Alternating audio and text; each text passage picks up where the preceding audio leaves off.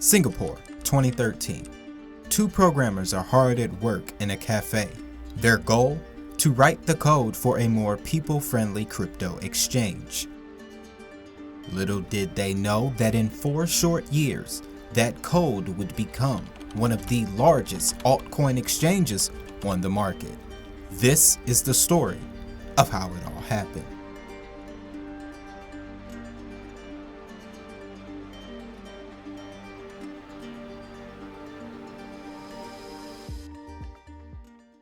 Before we start, if you could, please engage that like button. I hear it is scientifically proven to get this to more people. Now, let's get into the story. When it comes to how Kucoin was created, it all starts with just 2 men, Eric Don and Michael Gann. One day in 2012, Eric tried to trade some Bitcoin using Mt. Gox, but soon discovered how difficult it was. This would get the gears turning in his head. Working at a VC fund, he came across a lot of young crypto startups, so he knew the process. He also had very strong coding skills, and building something like Kucoin would be easy for him. He just needed a team. The first man he went to was his close friend, Michael Gann. In 2010, Michael Gann graduated with a degree in computer software engineering from Chengdu University. Shortly after, he would work for Alibaba in their artificial intelligence division. That's important. During his time in Chengdu, however, is when his passion for both entrepreneurship and blockchain technology would manifest. In between classes, Michael and a group of friends ran Bitcoin mining rigs, which would prove to be very profitable for them at the time. This would lead to Michael developing Missy Inc., an image sharing and editing app. These skills, matched with a growing admiration for blockchain technology, would eventually carry him into 2011, when he began to take blockchain research more seriously. By the end of 2012, the all-star team was beginning to form. Sitting at that cafe in Singapore, Michael and Eric wrote the original code for Kucoin, and the rest, they say, is history.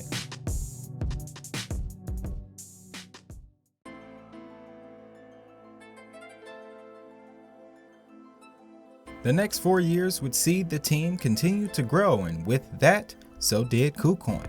They wanted to make sure that once launched, it would be a one-of-a-kind crypto experience that would set it apart from the exchanges of the past and the competition. A fun fact here, Binance was undergoing development and getting ready to launch on the same timetable as Kucoin. In 2017, everyone was having their ICO. This is what drove the market up so much that year. However, with all this sudden growth came a number of problems. A majority of the coins that came out that year were, for lack of better terms, scams. This was also right after the fall of Mt. Gox, and Coinbase had not yet reached its prominence. So, it's safe to say that launching a brand new exchange at this time was a risky move.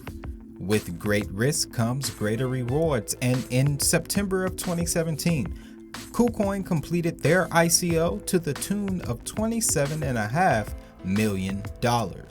In 2018, they completed a Series A funding round from NGX Capital Ventures, Matrix Partners, and IDG Capital, the company where Eric and Michael first came together. This would set the stage for Kucoin to become one of the largest altcoin exchanges in the world by 2020. But all this growth did not come without a bit of turbulence.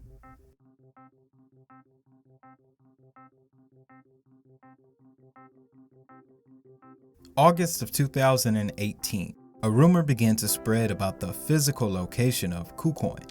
Its offices had been traced back to an empty apartment building in Hong Kong.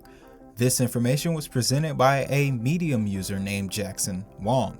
Jackson even went so far as to go to the actual physical location of the addresses and ask the people if they knew anything about crypto in general. No one knew what he was talking about. 48 hours later, Kucoin responded by officially stating that their offices were located in Singapore. The Hong Kong address was actually just used as a mailing address for one of their many subsidiaries. They stated, Kucoin headquarters is in Singapore. Kucoin has always been a global firm with over 300 employees and 4 major offices in China, the Philippines, Singapore, and Thailand. That was their official statement.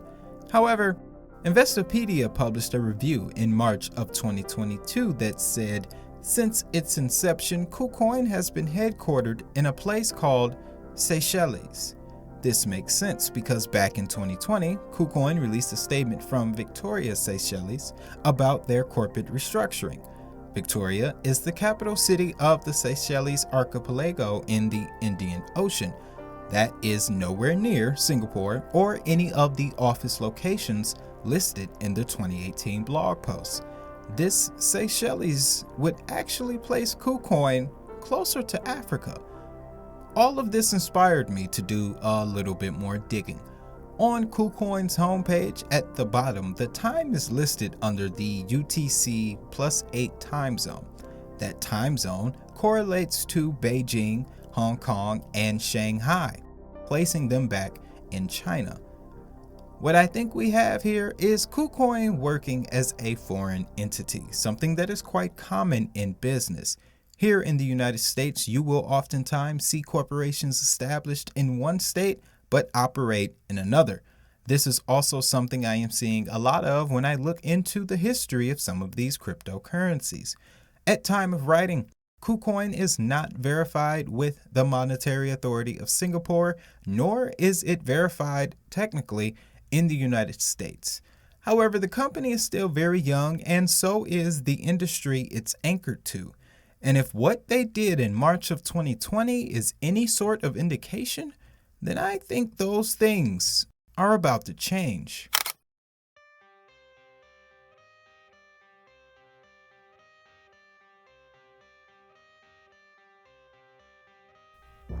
March 17, 2020. Kucoin released a statement containing details on their new expansion. The announcement of Ku Group, the new corporate structure for Kucoin. Chosen to lead this new group was none other than former Alibaba AI specialist Michael Gan.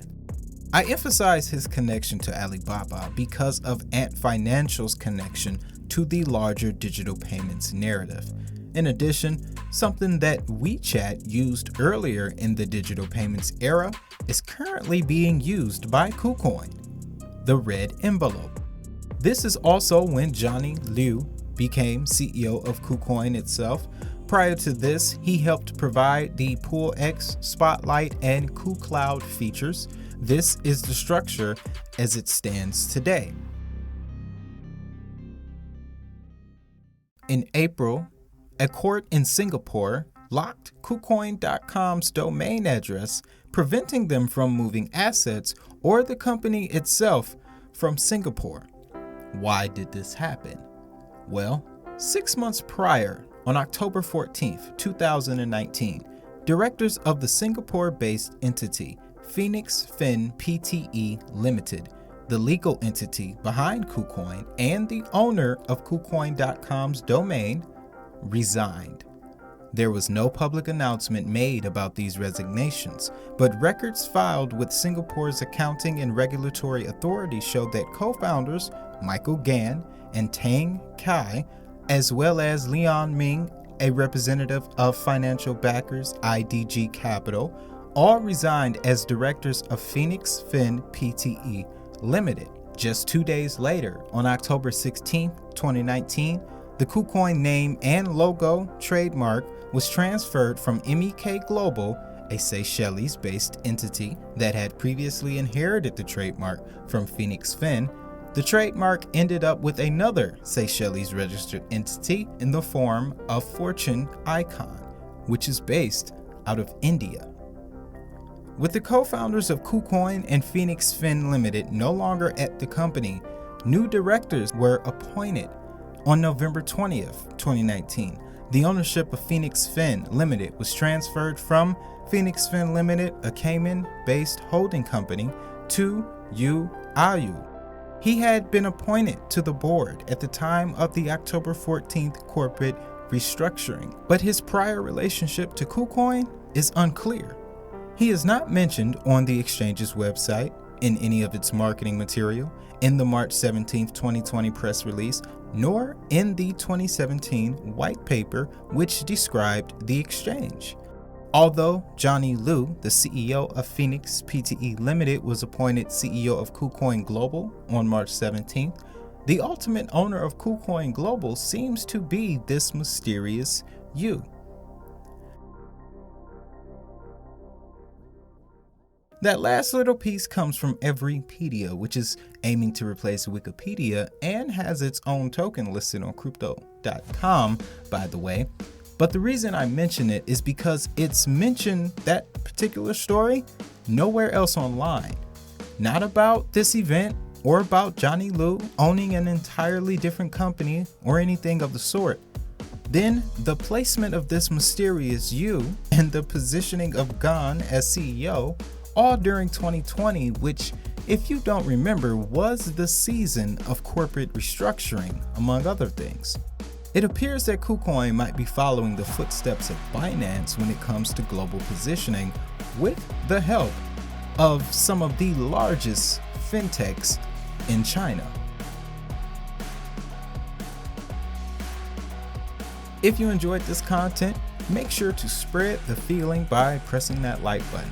After that, you can dive into the Untold History of Crypto series, the story of how one coin spawned a $1 trillion industry, and put so much truth into this following statement: if the money is digital, so is the hustle.